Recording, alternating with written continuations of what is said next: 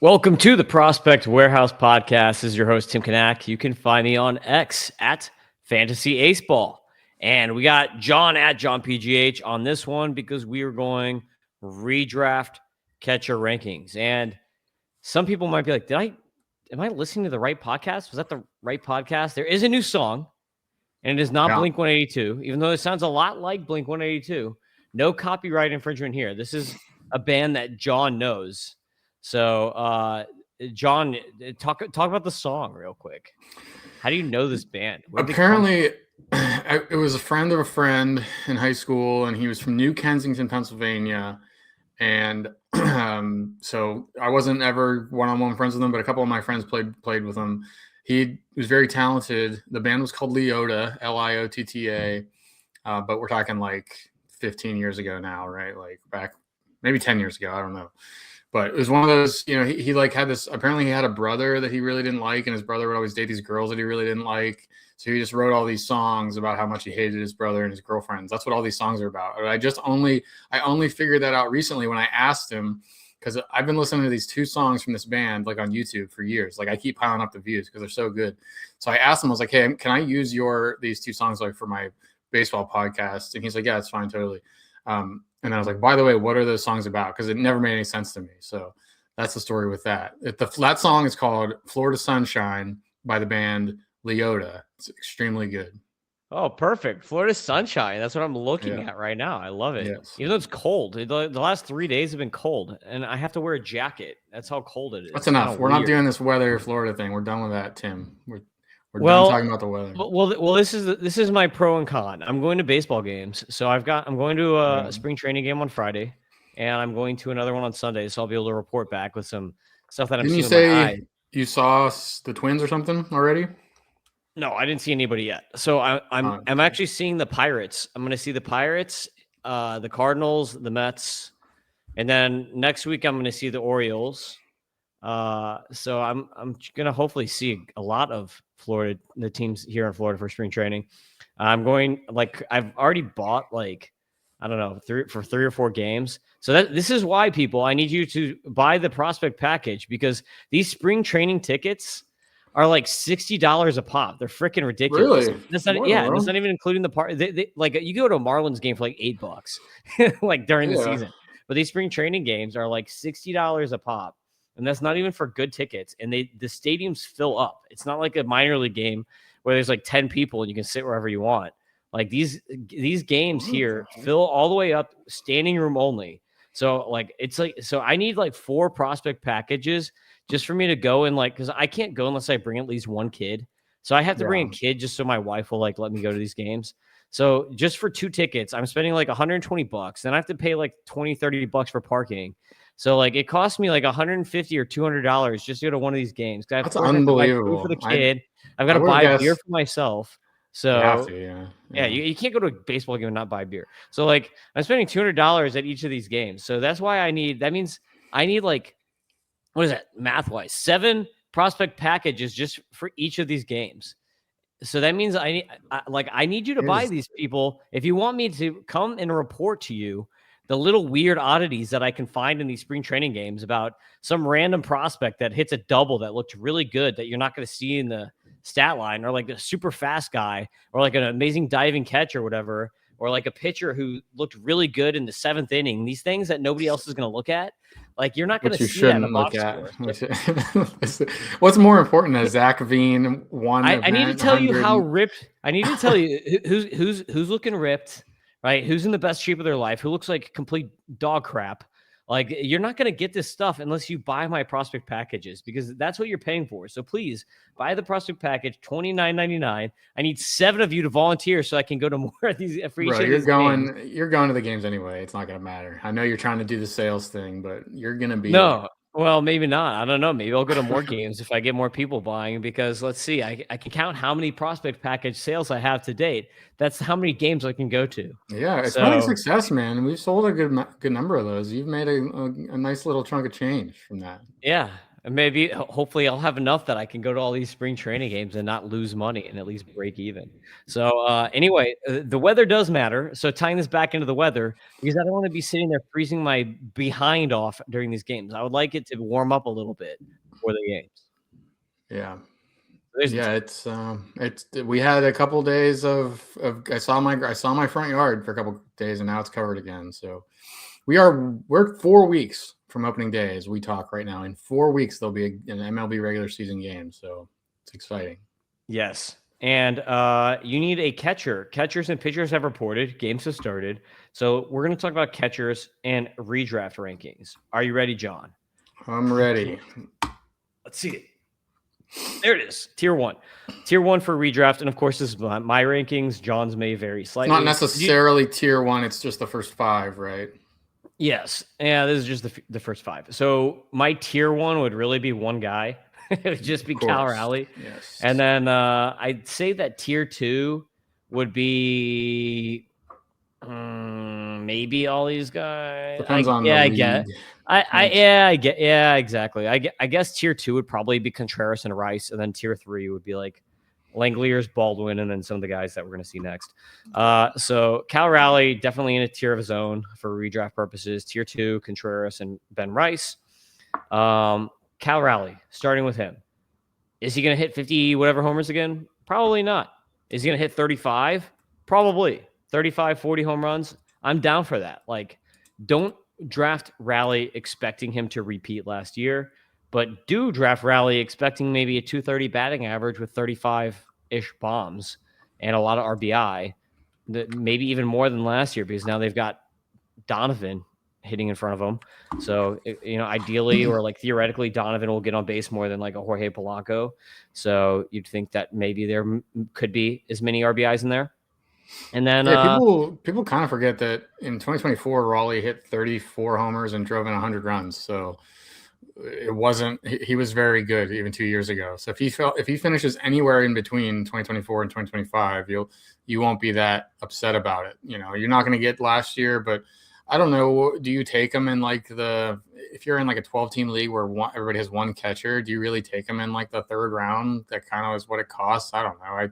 I typically just let the other people decide when the catchers go. I'm never the first one to take a catcher. I think it's actually one of the MLB DW 10 commandments, and I think it applies here. I'm not going to have any Raleigh, but depending on your league, the prices are different. Yeah, I mean, I would probably not get him because I think he's probably going in like the 2nd round if you want to look up his ADP. But would I take him in like the 3rd or 4th? I think so, depending on who's off the board. Because and I wouldn't look at it from like a catcher perspective. I would just look at it from a stats perspective and be like, okay, can Cal Raleigh do the same thing as like Pete Alonso? Probably.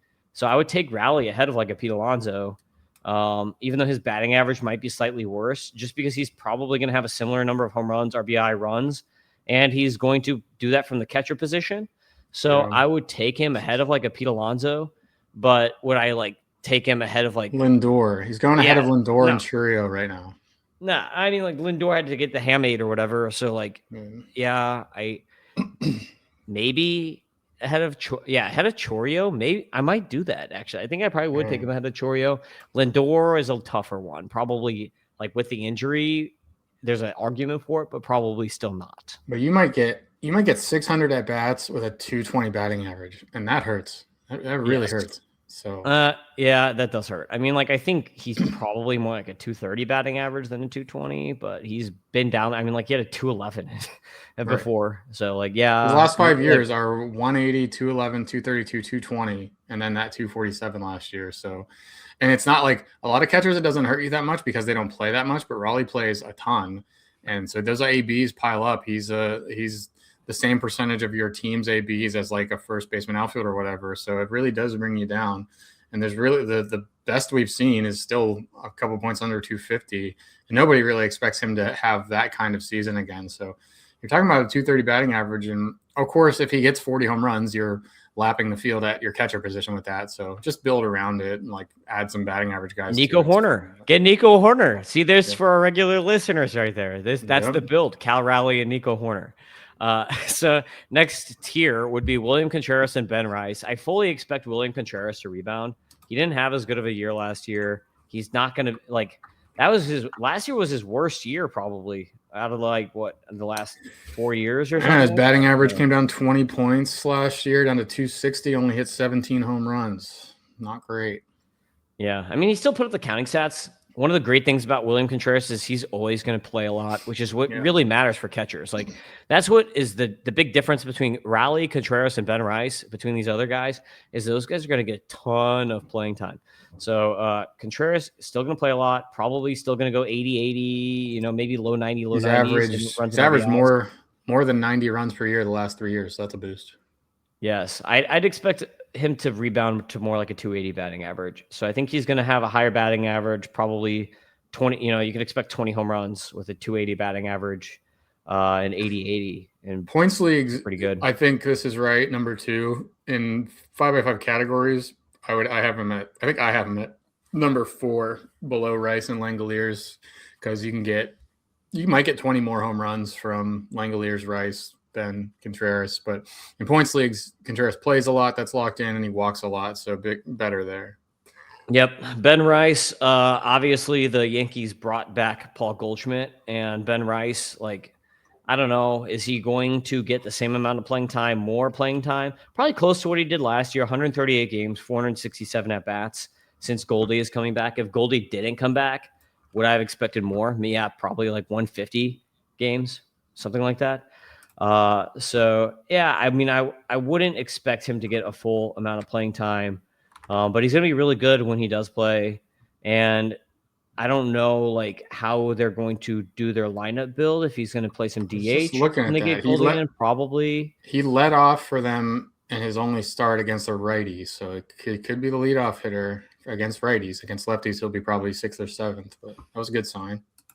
Yeah. So Rice, maybe he plays a little bit more, but I wouldn't expect, full-time playing time from him. So just keep that in mind with him. But you should get 30 home runs, I think, if he does play a little bit more, 25, 30 home runs. You're going to get a much better batting average than you're going to get with Langeliers. So that's why I like him a lot more. And I think he's probably going to get similar playing time. So similar to more playing time with much better batting average, maybe 5 homers less. I'll trade 5 homers for 30, 40 points of batting average pretty easily. He might just pop off for 35 bongs and a 270 batting average. He seems to be that good. So yes, he's got catcher. Yeah, no, I think he could probably be the catcher number 1 in a standard roto league where the average kind of catches him up in whatever he gives up for Raleigh. Even assuming they both stay healthy, in a categories league, I'd say these 2 are the favorites to be the C1 overall. Maybe the downside with Rice is significantly more than with Contreras, but in your in your categories leagues with homers and average, Rice could definitely be the number 1 guy. And you're paying you're paying a fair price for him now. It's not like he's a steal, but I still would like to start my draft with him or get my catcher with him at least. Yep. Next on the list, we've got Shea Langeliers at 4. Langeliers had a 277 batting average last year. His career batting average is 234. I highly doubt that he is just that much better of a hitter magically. Get the strikeout rate, though. Dropped his strikeout rate 7 points down to 20%. So it wasn't all BABIP. Yeah, exactly. I mean, he definitely did something, but do you expect that to stick? Or do you expect him to regress to the mean? I expect him to regress to the mean because that's what most players do. You're probably looking. Yeah, I think you're just looking more like a 240, 250 batting average guy, not a 277 batting average guy. Let me pull this up. Hold on, because it was in the second half last year. This was part of the Athletics team preview when I did his part. He was actually on the player raters above Raleigh in the last 3 months. He was incredible. He hit 310 or something in the last 3 months. And yeah, so like you said, he hit 277 last year after going 205, 224. He doesn't, I don't see this strikeout rate going back to 28%. I think probably 24, 25%, but I think he can easily hit 240 here. And maybe even, who knows, maybe it does stick. Maybe he can hit 260 or something like that. Home runs have never been a problem. He's got 29 and 31. in the last 2 years, never playing more than 137 games. So yeah, you're losing 15 games or something there, even if he's fully healthy. But I think it's just important to point out that the K rate really, really plummeted in a good way. So I like Langeliers as well. He's kind of maybe a consolation prize if I don't grab Rice, if I don't get him. I like getting Langeliers. There's a lot to like a catcher, but I really like these two guys at the top here. Yep. Number 5, Drake Baldwin. I like Baldwin a lot. The weird thing for Baldwin is that the Braves just like keep adding catchers. Like Jonah Heim, they brought in now. So Sean Murphy's hurt. They bring in Jonah Heim, which I mean, like, yeah, it's good to have 2 catchers. But the thing is, like, yeah, can he play another position? Maybe he DH 12 times. How much are they going to DH him? I think his bat is so good that they need to keep him in the lineup. Ozuna's gone. Ozuna is gone, so they have. Yeah, there's no clear DH there. Yeah. I mean, they brought in they've got Yastrzemski, and they always bring in guys, right? They've always have like a pretty deep bench, so it'll be interesting to see what they do. And they never have a shortstop for whatever reason, but they always have a deep bench. But like I like Drake Baldwin a lot as a hitter. Like if he was guaranteed to play like 140 or 150 games instead of 125 or whatever, 130, whatever he'll probably play, I would maybe have him ranked higher just because he's a really good hitter. Like I expect him to hit 270, 280 with 20. Like I expect him to basically, like he could be the next William Contreras, which is funny because they're both like former Braves catchers who like could play other positions. But I kind of expect him to do is kind of a similar thing as Contreras in less plate appearances. I think he can get there, man. I don't see a DH. I think it's him. I think they still probably like to give him a full day's rest 1 day a week, but I think he plays three, 4 starts at catcher and then 1 or 2 at DH every week and gets there because there's no better hitter that they would want to DH for him. Like he's very, very good. If he can lift the ball a little bit more this year, he's a little bit of higher of a ground ball rate. He's more of a line drive power hitter than a fly ball guy, but that can change. It was his rookie year, right? He's 23 years old or whatever it is. 25, sorry, a little under that. But the floor is really nice because he hits the ball very hard.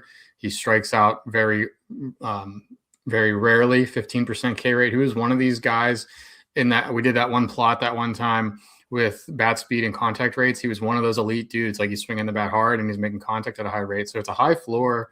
And if this ground ball rate drops a couple of points, then yeah, I think he gets into the 20s with home runs. Hit 19 last year. And I think he can play more, like I said. So another guy to like. I really don't think you need to reach for Raleigh for kind of these reasons. Like there's a lot to like here and even more coming. So yeah. So the next 5, basically, like I would probably make this 3rd tier. Like it would be pretty big. It would be, I think, Drake Baldwin all the way through these next 5 guys, and then maybe adding like 2 more guys that we'll see like in the next group. That's how big this 3rd tier is. So I feel like, yeah, there's no reason to not wait for someone in this 3rd tier. Like I would love, if you're in a 15-team league, if you can get 2 of these catchers in this 3rd tier, that'd be pretty sick. So talking about this tier, number 6, I've got Ivan Herrera. Who's not a catcher 7, Will Smith. Yet. You have to wait for Herrera. So yeah, you have to wait for it. Number 7, Will Smith. Hold on. Go. Okay, read it first, then we'll get back. Okay, number 8, Hunter Goodman. Number 9, Samuel Basallo. And number 10, Yainer Diaz. So all these guys, Drake Baldwin, all in one tier. And then there's going to be a couple guys in the next tier. So yeah, Herrera not going to begin as a DH, but the Cardinals have basically said he's going to be the starting catcher this year. Chaim Bloom really wants Ivan Herrera to catch. Kind of feels like the previous Cardinals regime messed him up, and we're like really dumb by not letting him catch and like moving him to left field or whatever they were trying to do with him. So the good thing is that he is one of the best hitters, if not the best hitter on the Cardinals. Like it's probably like him or Weatherholt, honestly, like best hitter on the Cardinals. So like if he's not catching, he should almost definitely be the DH. And the good thing is that they traded Contreras. So now Burleson can play first base pretty much full time, which clears up that DH spot for Herrera. So Herrera, when he's not catching, should DH. So he should get a ton of playing time. Like as long as he's healthy, he should easily get like 140 games played and rack up like 500 plus at bats, I would say. So you could see 2025, 107 games. Like I expect him to play way more than last year. But it could take a month and a half to get catcher eligibility. If I think I don't know what the what the fan tracks rule is or whatever the most common website is for these leagues, but on ESPN, I believe ESPN and Yahoo takes 5 games, so that won't take long. And he might already have it on Yahoo. He probably does already have catcher on Yahoo, but a lot of sites it's a different threshold for starting the year with position. He played 14 games last year. Okay, so he was really close. But if you need 20 appearances at catcher to get the eligibility, like you're definitely not getting that in April, I don't think. So you have to keep that in mind. So check like your website, the settings and stuff, because you might be, if you draft him as your only catcher, you're not going to have a catcher. So you got to fill in for him. But yeah, 837 OPS last year for Ivan Herrera, 19 homers and 107 games. And that's an incredible home run rate. So he can hit for sure. Yeah, talk about batting average. This guy's at 286 career batting average, and even in the minors, he was a hell of a hitter. So when you tag that batting average with a guy who doesn't strike out, good plate approach, hits the ball really hard, and then 19 bombs in 107 games last year, he could pace out for a 25 homer guy pretty easily with a high batting average. And he'll probably be hitting like third or fourth in the Cardinals lineup. So tons of opportunities to get RBI as long as he stays healthy. Ivan Herrera is super underrated. Probably the most underrated out of all the guys that we've talked about so far. Number 7, Will Smith. Will Smith is always awesome. It's just like every year, I feel like he's getting a little bit less playing time. He's getting a little bit older. But the thing is, this dude is clockwork. Like, he basically does the same thing every single year. Last year, he had a really high BABIP, and he had a career high batting average, 296. Don't really expect that again. But I'd expect a 270 to 280 batting average with 20 bombs and close to 80, he runs an RBI just because the Dodgers have an amazing lineup. And he only played in 110 games last year, which was a career low. I think he did have an injury, but pretty much every year he's around 130. So like you can almost just like, if you just want to know what you're getting, like, Will Smith every year is going to be like 270, 260, 270 batting average, 20 bombs, and a good amount of counting stats. If you want exposure to the Dodgers lineup, Will Smith is a really good way to do that. He's not going to play 150 games like some of these other guys that we already talked about. So you just have to know that going in, that you're not going to get like a full gamut of games from him. And every year he seems to play a little bit less. He's not going to play 130. So in 2022, he DH'd 25 times, 24 starts. In 2023, he started 14 games as the DH. And then somebody else showed up, named Shohei Ohtani. And Smith has DH'd 4 times in the last 2 years. So it's completely gone unless there's an Ohtani injury, which I don't think that can even happen. I don't know if that guy doesn't seem to be able to get hurt. I think it's all fake and all rigged for Ohtani to be the savior of Major League Baseball. So they're not looking to let him get hurt, but there's just no way. No, there's no path for Smith to 130 plus games unless something happens to Ohtani. So you really have to prepare for that. And I prefer just not to go there. I prefer to get somebody, because there's a handful of guys after him that can play 140, 150 games. So just getting those 20 extra games is such a big deal, especially at a position where the hitter's a little bit more volatile because the injuries and the body getting banged up and stuff. And sometimes their focus isn't on hitting if they're trying to handle a pitching staff and stuff. So at a position where there's a little bit more volatility, like give me as much volume as I can get. And that's not Will Smith. Yep. Next is Hunter Goodman. So Hunter Goodman will get volume. He'll probably play 140, 150 games. He'll DH. He DH'd 39 times last year. So he'll DH when he's not the catcher, because just like Ivan Herrera, Goodman is probably the best hitter for the Rockies. So, the thing with him is there's risk because he does strike out a lot. His swing strike rate is really bad. He chases a lot. So there is risk that his batting average could just tank because of the strikeouts. So you are going to run into volatility, but he is in cores. So when he does make contact, he hits the ball 116 max EV last year. So he hits the ball really hard. So he's going to get a lot of home runs. He's going to make hard contact. He's going to rack up RBI, but there is potential for him to just he had a 331 BABIP last year. If he only runs a 280 BABIP or something like that, if he had a Shea Langeliers BABIP, he could be a 200 hitter. So that, that's a possibility. It's definitely a possibility because his eye is not, his plate approach is not good. If you're looking on YouTube or Xvision right now, which I recommend you watch, you'll see his discipline is in 93. That's the worst fScore discipline of all these catchers that we've talked about before, which means that he's going to be the most volatile of all these guys, but there's also pretty high upside here for Goodman. 278 actual average, 247 expected, 26% K, like you mentioned. And he's a Rocky, man. I mean, how many times do we have to buy into some younger Rockies upside hitter and have them be completely terrible? Like, I know he's better than Nolan Jones and he's better than Michael Tolia, the two guys that have punked us the last couple of years, but I just would stay away from him. There's other options. I don't see the reason to take the downside that comes with Coors Field, the up and down thing. He'll be great at home, and he was great on the road. I think he hit more home runs on the road last year, but do not count on that to repeat. I mean, that seems like something that can't really happen. You can't actually be a better hitter away from Coors than you are at Coors, and a lot of times the elevation changes and stuff really just tank you on the road. So I'd go somewhere else, but hit 30 home runs last year with that aforementioned 280 average. So it can be a nice season. I just would rather take someone I feel a little bit more confident in. Yep. Number 9 is Samuel Basallo. So if you want to go with the rookie, like he is still a rookie. He could still win Rookie of the Year. So keep that in mind. 22 games at catcher last year, 2 at first, 7 at DH. I expect a bit more variance. I think he caught so much last year because Rutschman was hurt at the end of the year. So maybe he catches like 30, 40, 50 games. I doubt he catches any more than that unless Rutschman gets hurt. But he will play first. He will get DH reps because he has a really good bat. Orioles really like his bat. And keep in mind, he was 20 years old last year. Don't let his stats last year scare you. That was his first 100 at-bats.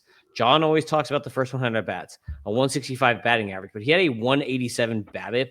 So that's a pretty terrible, unlucky stretch. He did chase a little bit too much, like almost a 42% chase rate. That is not consistent with what he did in the minors.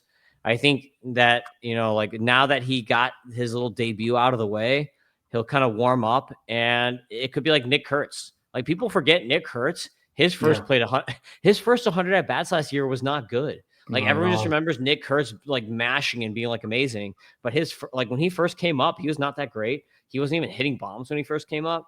Basallo kind of did the same thing. So I expect Basallo to rebound really nicely this year. I think those are low, like the MLB Data Warehouse line here is a lot closer to what I expect, but I actually expect way more plate appearances and way more runs in RBI because they really like him.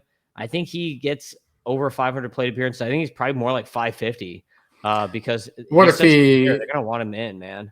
What if he hits 190 in April? Like, could they give him a AAA stint to recover some confidence or something like that? Like, it seems like that is somewhat possible. But they did do it with Jackson Holiday. I don't expect that with Basallo. I think Basallo, even though they both came up as 20-year-olds, Basallo has a lot more power in his bat than Jackson Holiday, so he can always fall back on the power. So I don't really expect him to have those kinds of struggles, but there is evidence of them doing that. The Orioles are really kind of like quick to pull the trigger on some of their prospects, moving them around, not just like giving up on like Kobe Mayo, just like giving up on him. Heston Kjerstad like never even got a shot. So like the Orioles like have that track record, and they did bring Jackson Holiday back to the minors. So there is that possibility. I just am very pro Basallo, so I don't really expect it. Yeah, but a little bit more risk than, we kind of were all in love with the first 5 catchers. Couldn't really find many bad things to say, but with these last 3, Smith, Goodman, Basallo, and there's certainly going to be a couple critiques of Yainer Diaz next. Like you can definitely see her giving up some confidence levels. So more reason to try to jump in, and if you can get any kind of discount on like the guys we talked about, Basallo, Rice, Langeliers, Contreras, like that's kind of where I feel better at there, even if it does cost you more. Yeah, Diaz had a really unlucky year. So I actually bought him in our MLB Data Warehouse league, and I got him at a very good price. I think I got him for like $12 or something. And all these like Ben Rice was like $25 or something crazy. So like I felt like I got a steal on Diaz at like $12 or whatever I got him at. But because I think he's going to rebound. 256 batting average last year was a career low. Only 277 BABIP, and under the hood nothing changed. He actually was better last year. So last year his ground ball rate went down from 2024. His EVs, I think, were a little bit higher.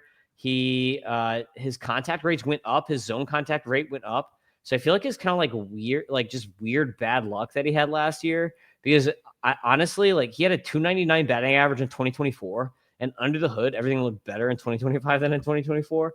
So, and he was a 282 hitter the year before that. So I expect him to hit 280, 290. I think that's going to rebound back. And again, another 20 homer guy. So like it's kind of funny. Like Diaz, and Drake Baldwin and William Contreras are all very similar type guys, and I think Diaz is going to be the cheapest guy out of all those guys. So I think this is a guy that I would definitely target in leagues. I agree. I'm not sure. I was trying to look at my catcher preview to see if we have the same exact top 10. I'm looking at it now. It looks like we do. I had Salvador Perez up there and Agustin Ramirez. We'll get to this, but I drew. There's definitely a cliff after Yainer Diaz around there. So if you're in a 12-team league, 15-team league, I would get one of the guys we're talking about. And Diaz is very often the last guy there. And I think that's viable. Just like get the last guy before the big cliffs. Give yourself high floor all across the place. As Tim shows us a magic elixir for staying young. He doesn't like the old men. Yeah, this right here, you're zooming. This is from Publix. Publix is if anyone has ever been to Florida, everybody knows that everyone in Florida loves Publix. So this is Greenwise, which is the organic thing for Publix. But this is a ginger shot with a bunch of other crap in it. So let's see what kind of face I make when I take this right here. This is what I call a tease that you have to watch. So now if you're listening on the podcast, that is not a shot. That looks like now have to go to the 30-minute mark and watch what Tim's doing.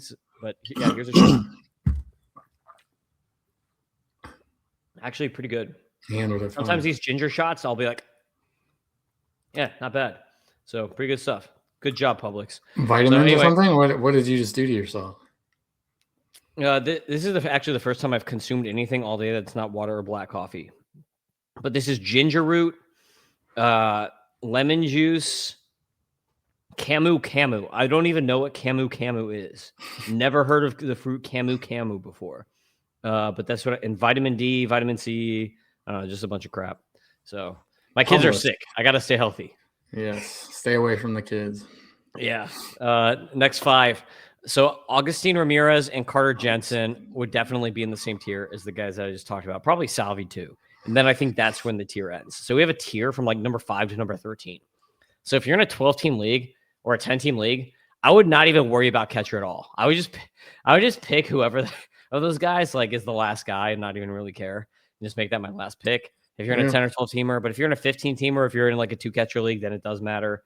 But 10 or 12 teamer, just like literally just pick your catcher last. Who cares?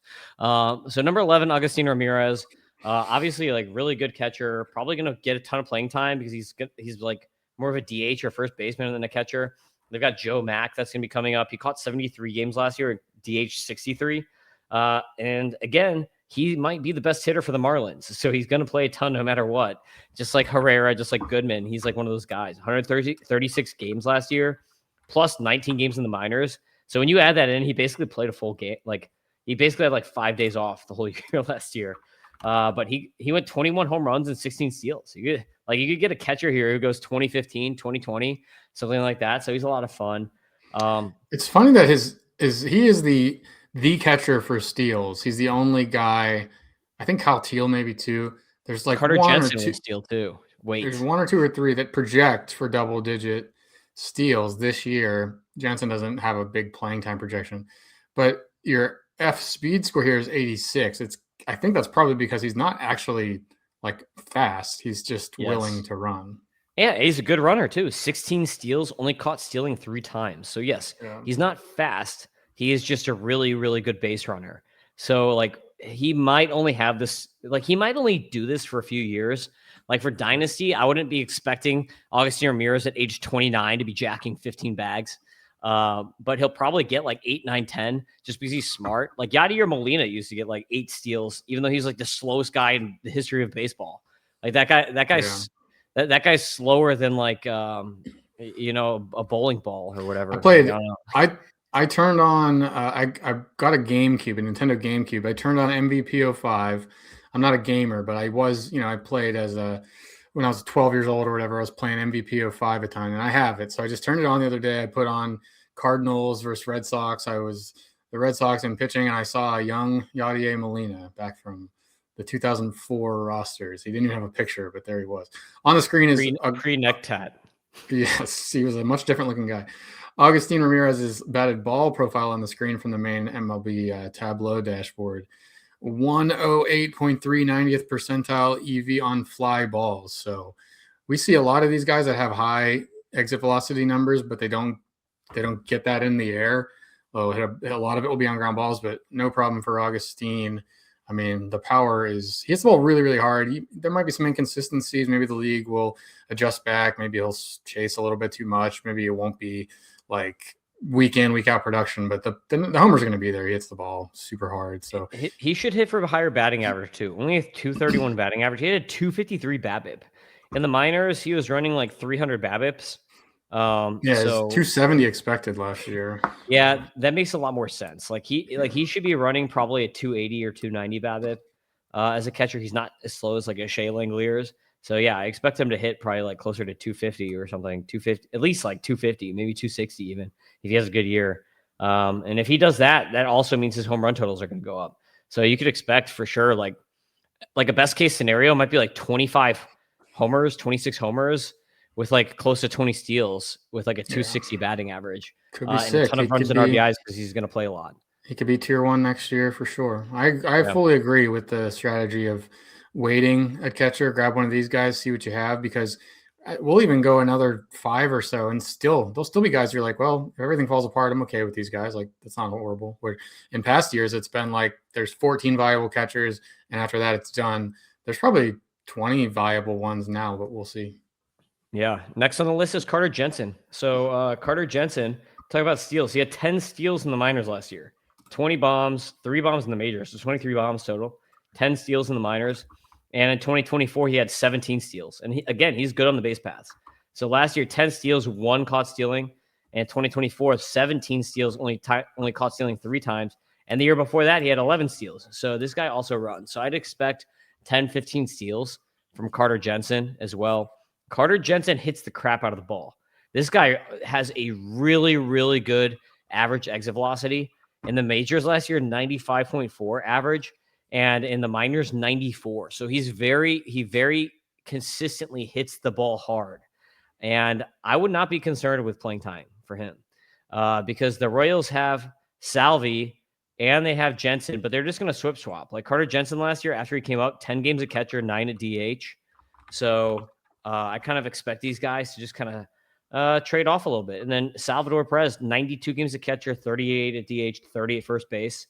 So like if Vinny P is healthy, then like probably, that first base number will go down. But I kind of expect these two guys to just be a catcher and DH more or less every game this season. What if he doesn't hit though? I mean, at least on the screen is his short.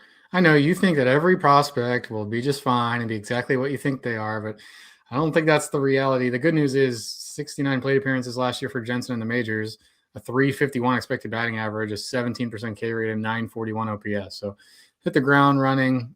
I don't fully buy it until we see like a full season plus of a dude. So I'm not, but I don't know. He checked every box. And like you said, hit a bunch, hit the ball hard, really looked the same in the majors as the minors, and it was all really good. Roster resource, for what this is worth, has him as the DH. So your idea of DH catcher rotation between him and Salvador Perez, like that's all probably the most likely outcome, but just a little bit of hesitation from me because we've seen it for 1 month, basically, so I need a little bit more than that, but all the prospect people love this guy. Skills seem to be there. Yeah, he's got a 50 or 55 hit tool, I think. Contact skills are like 77% contact rate, but zone contact is really good. So like 84 to 87% zone contacts is what he was rocking. So like he makes contact when the ball is in the zone, and that's what's important. He doesn't chase, so really good plate approach too. Unlike some of the guys we were talking about, pretty low strikeout rates, and pretty low swinging strike rates. So I like him a lot. I think he's have him above Salvador Perez. Hitter. Salvador Perez is behind him for redraft. We're talking about redraft. Yeah, I don't care. Yeah, Jensen's, I think, is going to hit for a better batting average. He's not going to hit for as many home runs, and he's also going to throw in 10, 15 steals. So, it's nice to get some steals from a catcher. So next is Salvador Perez, right? They're back-to-back here. So Salvi, he's going to just keep being Salvi. His batting average is going to get worse every year. He's going to hit for less home runs probably than last year. 30 home runs last year is the most that he's hit since 2021 when he had 48. So I'd expect more like 25 homers. So maybe Jensen hits 20 and Salvi hits like 25. And then I expect Salvi to only hit probably like 250, something like that. Whereas I think Jensen could be like a 270 hitter. And then, so when you compare these two, I think that Jensen's going to hit like 20 points higher, have 10 more steals, and maybe have 5 less home runs. So that's kind of like why I like Jensen better. But both of them are going to get a ton of at-bats. Salvi always gets a ton of at-bats. So how many games? Like, 155 games last year is crazy. This guy, 155 games pretty much every year, except for like 1 year he was hurt. 2022, he got hurt and only played in 114. So this dude is like basically Cal Ripken Jr., a catcher. Like a catcher's never going to play every single game. But if anyone it was, putting up a Cal Ripken type season as a catcher or a career as a catcher, it would be Salvi because this guy's been an Iron Man. Yeah, maybe who knows, any kind of like little knee injury or something. Maybe he just becomes a full-time DH, which would actually be pretty sweet for fantasy leagues where you don't have to deal with him squatting down and stuff. But the age is a question, and this wild approach. I mean, he's like the 3rd or 4th highest swing rate guy, chase rate guy in the league every year. And that would bother you if he were 24, I guess. But when he's been doing it for 12 years, whatever it's been, 10 years, and it's never been a problem, I guess you just shouldn't worry about it. But how does that age? How does like a super aggressive swinger age? Do they age worse? Not good. Usually not good. He's actually been pretty surprising because 45% chase rates. Like you'd expect him to age like Javier Baez, right? Yeah. Like Javier Baez had a similar chase rate. Ozzie Albies has a similar chase rate, and those guys did not age well at all. They just went to trash. But the thing is, they never had the power that Salvi has. And the thing too to remember is even though he swings a lot and doesn't walk, he's also not striking out a lot, and he's a catcher. So this guy is literally catching every single pitch. Like if this guy knows pitches, so like if anyone knows why is he chasing going to be coming, because this is why is because he's a guess hitter. He as a catcher is very well studied. He's very smart, so he studies his opponents. He knows his opponents. He knows what pitches they throw better than any other hitter that is going to be in that lineup. But he still swings them when they're on the zone. He's waiting for his pitches. So like maybe he doesn't know which one's coming, but he knows what the guy is throwing, and he knows what he wants to hit, and he knows what he can actually make good contact on. So that's the difference between him and like a Javier Baez, who's just a complete guesser, is that like even though Salvi is guessing, he's at least making an educated guess, whereas Javi Baez is just making like, a backyard baseball guess. Yeah, the swing rates last year. I always find those kinds of guys interesting. I don't know. I'm always talking about swing rate. Last year's swing rate leaders: Jake Mangum, 62%; Pete Crow Armstrong, 60%; Yainer Diaz, 60%; Cedon Rafaela, 59%; Castellanos, Merrill, and Perez behind it. So top 7 in swing rate, but he makes it work. Again, this isn't something new. He's been putting up big numbers with this same quote-unquote problem for a long time, so nothing to worry about. Yep. Cool. Next, we have Gabriel Moreno, who is the start of what I would call the next tier. So this would be like tier 4. Would run, in my mind, from Gabriel Moreno at 14 to Kyle Teal at 19 is kind of how I see this tier. Fallback options in a 12-teamer, I suppose. Yep. So Moreno obviously is going to get you batting average. He's a smart hitter. The guy has some injury problems. I don't really think he has much power. Like you see a 90 F power. So despite him, sometimes showing power, he's never been able to steal in the field. 2024, 97 games, 2025, 83 games. The guy's always hurt. He's a really good hitter when he's in the lineup. And he's like way better than like a Keibert Ruiz, for instance. But if you extrapolate his power from last year, I don't think he's like a 20 home run guy. Because someone might say, oh, if you just get a full season of Moreno, if you just take his games played times 2, that's 18 home runs. I don't think he's that guy. I think he's like a 15 home run hitter, 15 home run hitter who can hit 280.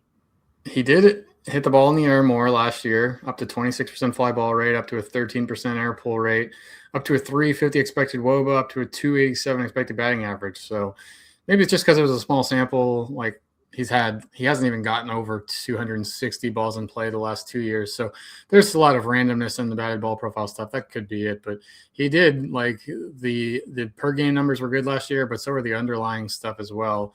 And he's one of those guys that hits for reliably high batting averages, high contact rates, pretty good exit velocities. So if he does hit 17 homers, you could be looking at a 280, 290 hitter with kind of a normal amount of home runs for a catcher. So I like him. I don't think you need to worry about it in a 12-team league like we've been talking about. We're kind of past that. There's all kinds of better options, but I think he's a pretty safe dude to fall back on or for a second catcher. Yep. Next on the list is Ali Rutschman, who's a surprisingly 28 years old now. I can't believe he's that old. I feel like he should be younger, but I don't know. Last year was injury plagued for him, and he's never really been the same guy since he was. 2023 was a really good season. 20 home runs, 84 runs, 80 RBI, 277 batting average. He hasn't been that guy at the plate. While he's been really good defensively, his power has never really lived up to the potential that everyone thought he had. When he first broke out, when he was a rookie, he had 13 home runs in 113 games, then the 20 home run season, and then his power since then has downtracked. So like fScores reads him only a 91 power. So his power really isn't that much better than Moreno. People are going to draft him thinking that he can be like this huge power guy, but I just don't think he is. Oh, look at this. You're going to here we go. Adley Rutschman working out in the snow. That's where it all went downhill for him. This was right when his career fell apart, when he posted this lame video of himself doing weird, what are these even called? Like rotations. He's for those not watching, he's shirtless in the snow. I got to play that again as we go to, there we go. We're falling apart. Now we're showing competitors podcast. He's shirtless in the snow out in his driveway or street in front of his house doing, what are these called, Tim? He's got a plate and he's doing crunches. I don't know. I just call those twists or rotations or whatever. Like I do the same thing, but it was the lamest thing. I don't do it shirtless in the snow. And with a camera on. Hey, he got his friend to say, hey, come film me doing these. Like, this doesn't look like good form. This looks like a mess to me. This was 3 years ago, but it's not a coincidence that his career pretty much took a dive after this. This was so lame. Your back is not supposed, when you do that, your back is not supposed to be flat on the ice. You're supposed to be like on your butt, bouncing only on your butt. And then you twist back and forth on your butt. I've never seen anyone lie on their back like that. It's pathetic. So there you go. Okay, that's why Adley Rutschman's not good anymore, and that's why he's just subpar. But yeah, that's basically what he is. And if you're in a points league, he still has good plate skills. But like for non-points leagues, I'm just not drafting Rutschman, to be honest. Yes, too expensive. Next, we got 16 Logan O'Hoppe, 17 Tyler Stevenson, 18 JT Realmuto, 19 Kyle Teal, and Tier, but 20 Austin Wells. So I think, John, that Logan O'Hoppe, because I already mentioned, I think that the best value in that first grouping is Yainer Diaz. He's just going super cheap. Like literally, he's going cheaper than Carter Jensen, and like he went cheaper than Carter Jensen in our 30-team league. So like Diaz, I think is the best value out of that last tier. I think the best value in this tier is Logan O'Hoppe. Logan O'Hoppe in the past has had ridiculous power. There's actually like video of him just like destroying balls. See, that's an impressive video. He's shirtless. The dude actually looks pretty built shirtless at drive line, like blasting bombs. So there's a pro shirtless athlete video there for Logan O'Hoppe. The dude is ripped. But I think he's going to rebound. 213 batting average last year, only 267 BABIP. Kind of crazy. The dude has always smashed baseballs. I think he could basically be like there. See, now that's an impressive shirtless guy right there. No homo. But I think Logan O'Hoppe is going to rebound. I think you could get like Langeliers numbers from him this year. I'm glad you popped the seal. I've been so close to saying no homo in this podcast so many times. So I'm glad you were the first one to do it. So yeah. I don't know. Put a shirt on, man. Like people are filming. Maybe you didn't know he was being filmed in this. That's fine. If you like to do your. He looks like he could be Tyler O'Neill's little brother. Doesn't he look a lot like Tyler O'Neill? I feel like he does. He does. I'd trade bodies with him. Fine.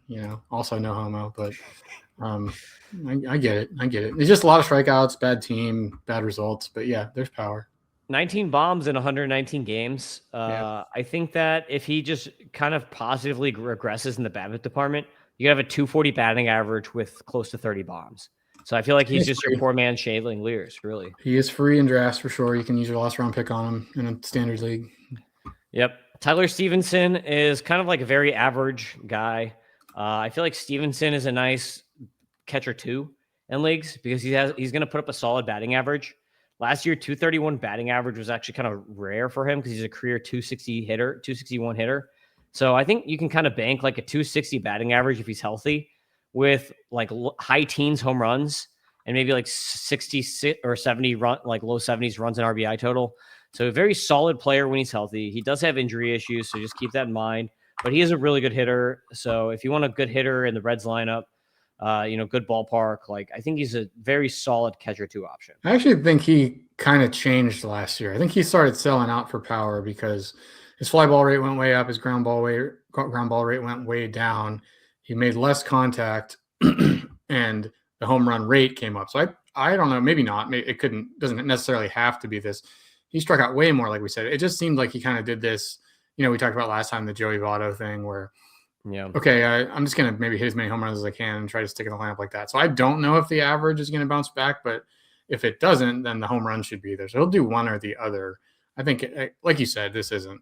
This is like a catcher 2 option or somebody to stream if you if you have a guy that gets hurt or something like that. But I did notice something that might have actually been an approach change for him last year. Yep. So I put him ahead of Real Muto just because Real Muto is older.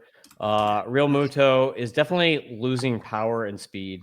So like while he's still a pretty solid hitter, like he'll probably be to me like, and he still runs high BABIPs. It's kind of crazy. Even last year, 321 BABIP for an old guy. Like he's gonna be 35 next year. So last year, at the age of 34, he had a 257 batting average, 12 bombs, 8 steals. It's not bad, but at 57 runs, 52 RBI, that's not great. Counting stats wise, can he do better than that? Maybe, but the year before he still only had 50 runs and 47 RBI. So like, I think Real Muto is definitely post peak. I don't think he's like off the cliff yet, but it wouldn't surprise me if he has like a 240 batting average next year with a similar home run and RBI total. And it's just not super useful. So I mean, like it's okay for a catcher 2, but like I do not want this guy as a catcher 1 anymore. So I would not rank him as such. Yep, he's not a fantasy guy for me anymore. Really bad last year, and it's probably not going to get much better and it might get worse. Man, ugly. Yep. And 19, Kyle Teal. So this is the last guy in this tier. And we've got Austin Wells in there. We don't really have to talk about him since he's a different tier. We can talk about a bulk tier or whatever to end the podcast here. But Kyle Teal, I like Kyle Teal a lot. I think he's really, he's free. So talk about a free guy. 273 batting average last year. Yeah, he had a 361 BABIP. But this guy always had hits for a pretty good batting average. So I think that he could be like a 260 hitter. And he only played in 78 games last year in the majors, 50 in the minors. He had 16 home runs at both levels with 10 steals last year. I think that you could get something like that. I think that he could basically be a younger version of JT Real Muto for you. If I think you get hit 260, 250 with high teens homers and throw in some steals. So and he's going to play a ton. Like he's going to be the starting catcher for the White Sox. I know they've got Edgar Caro too, but Teal is a better hitter, much better hitter than Caro. He DH'd even last year as a rookie. So, and now with Robert gone. He won outfield appearance too. So maybe they play him in the outfield a little bit. They do the Ivan Herrera outfield type thing with him, or what's the Pirates guy that never Henry Davis, Davis, the complete bust, first overall pick.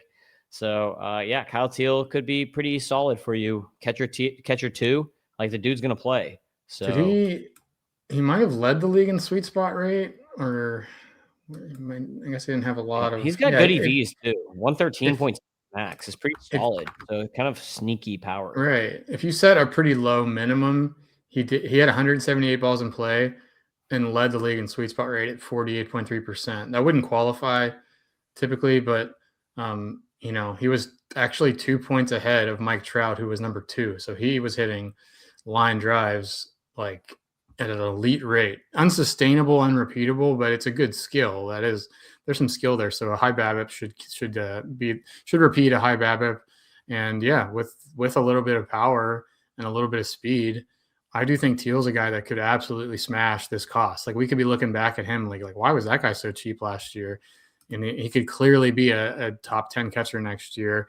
I think he got 22 homer, 8 steal, 275 batting average upside with him. Some downside there as well, since we haven't seen much of him. Maybe it was a fluke, the success he had last year, but I agree. I think you can pretty much stop there.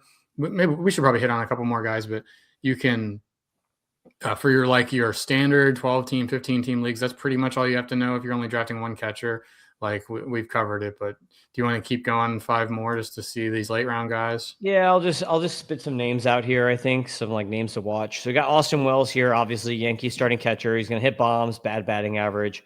Alejandro Kirk, I don't really like. I'm not really super interested in. Yeah, this is really low. This is super low on him, especially for you, like a points league guy. That's I just surprising. don't. There's no power here, man. I just don't like that. I agree. Like, I agree. Yeah. he's Luis Arias as a catcher. Like, do you really want that? Like, I don't want that. I'd rather gamble on some of these more interesting young names. So, like, 15 home runs last year. I don't think he's going to do that again. Like, I think that's his max. Like, that's his best season, I think, last year. So I just don't expect a repeat. You got injured Sean Murphy around. You got Bo Naylor, who everyone thinks is going to finally break out this year for whatever reason. I'm not really buying that. Dalton Rushing, I actually really like, but he's just buried by the Dodgers. So unless he starts playing a different position, unless they put him in the outfield or DH him or something, like he's only going to play 30 games at catcher because they've got Will Smith. So if Dalton Rushing can start playing other positions, I would really buy on him because he's a great hitting prospect. It's just like the Dodgers have way too many dudes. Francisco Alvarez, I'm super low on. A lot of other people really, really like Francisco Alvarez. His hit tool is terrible, man. 86 fScore on the hit tool for Francisco Alvarez. He's just not going to hit enough. Like, he's a 200 hitter. Like, yeah, he's got power, but to me, he's a 200 hitter. So I don't really like Francisco Alvarez. I know a lot of power, though. He's a lot of power. He's got 30 home run power. Yeah, he does, but you could have a 180 bat. Like, he could have a terrible, terrible batting average. Like, he could be Cal Raleigh. How old is he, Tim? 24? He could be Joey Gallo. Yeah, he could, but there is a large upside because if you're hitting 35 bombs as a catcher, you're a top 5 dude just from that. So this is too low on Alvarez. You don't have 68% contact rate. He's been hurt. He had a couple broken bones last year. I mean, every year he's been terrible. His best contact rate ever is 73%. So he has a 30 hit tool, dude. I'm just not buying it. He's got a bad hit tool. I'm buying it. I am buying it. We need another bet. Have fun with that. Put it on the imaginary bet board. Over 25 homers for Alvarez. All right, we got Moises Ballesteros, who's basically your cheap version of Alejandro Kirk. Could do the same thing for much cheaper. And actually could get just as much playing time if the Cubs actually do make him the full-time DH. So kind of interesting. Joe Mack could be the starting catcher for the Marlins. I got to hear about him. Tell me about Joe Mack because I think Ramirez might get moved full-time to DH or first, right? And that puts Mack in there, and he's a good power bat. Looks like bad discipline. So Joe Mack is a very defender. He's known to have like a 6-year 70 glove for a catcher. 21 bombs in the minors last year. 24 the year before that. Not the best batting average. So I would expect kind of like, again, I keep going to this, but the Shea Langeliers type profile. He's probably a 230 hitter, but he could hit 20 bombs as a 230 hitter, and he should play a lot because the defense is really, really good. So they're going to want him behind the plate. Yeah. So he should probably be like I would not be surprised if he breaks camp because he had a full season at AAA last year. So he could break 23-year-old too. So he could break camp. And if he does, like, he could get 120, 130 games a catcher. So really nice. Fantastic draft champions pick. He's a target. Yes, for sure. I agree. Also, further down the list here, we got some boring names. You got like Patrick Bailey, Edgar Caro, Henry Davis, Keibert Ruiz, Ryan Jeffers. Some names that I do think are kind of interesting for this year. Harry Ford and Jefferson Caro. So Harry Ford is on the Nationals, and apparently the Nationals said that they're going to put him against Keibert Ruiz. Like, he has a chance to win the starting job. They traded for him.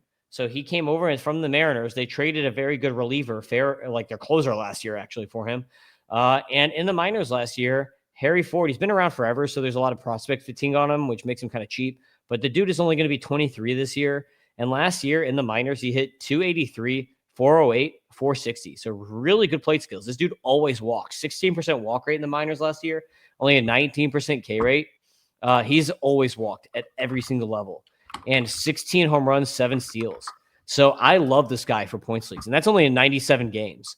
So you could have like a 2010, 20, and he had even in 2024, John, he had 35 steals.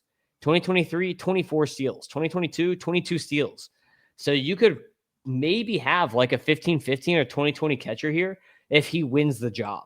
So if this guy wins the job, I love it. Go get him. I drafted him in the MLB Data Warehouse League just based on him maybe doing that. He's a top 150 prospect for me. So Harry Ford is a really deep name to watch for this year. Jefferson Caro with the Brewers also really good deep league name. If something happens to Contreras or they want to DH Contreras more, Caro could be that guy to come and fill in.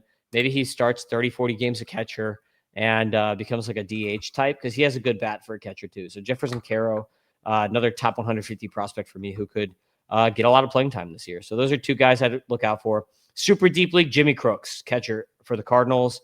All kind of depends on if the Ivan Herrera thing plays out. And if they keep Pages, then probably not going to play. If they trade Pages, then we could see some Jimmy Crooks reps. I like Jimmy Crooks a lot. So those are the names that I'll leave you with. Can I just say that Henry Davis slugged 278 last year, but his expected slug was 389, way higher. He was like the worst hitter in the league last year, but he probably shouldn't have been. He should have been like a 15th percentile hitter rather than first. So some cope from me. He looks like the Pirates catcher one because the pitchers like to throw to him. It's really improved his defense. So he'll play a lot and he hits the ball hard. He's got good bat speed. So don't be surprised if Henry Davis cracks like top 25 catcher fantasy value or something this year. Well, they did fix Joey Bart. And if the Pirates can fix Joey Bart, then they should be able to fix their own prospect too, I would think. So yes. Possibly. So that's the podcast. Make sure you sign up for MLB Data Warehouse, subscribe to the podcast, and buy the prospect package, $29.99, so that I can keep going to spring training games because they're super, super expensive.